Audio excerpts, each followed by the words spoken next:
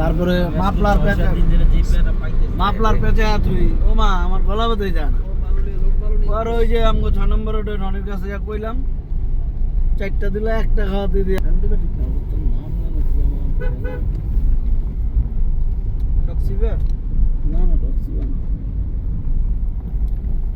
নাম খেয়াল নাই।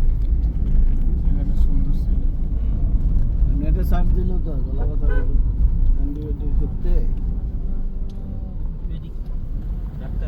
বুঝলাম না, যেভাবে নেটের ডাক্তার হয়ে যেতেছে ইউটিউবের ডাক্তার, কয়দিন পরে তো আর ইয়ে থাকবো না রে, ডাক্তারের ফিজিক্যাল ডাক্তারের খাওয়াই থাকবো না।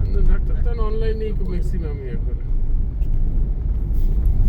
এটাই তো ভালো হইব আলাদা 5 মিনিট ঢুকে আর বাইরে কয়েক হাজার বেটারে এই পর্যায়ে এমনি যায়নি। এটা তো ঠিক আছে, এরা তো খরচ করে গিয়েছে। খরচ করছে, বহুত শ্রম দিছে।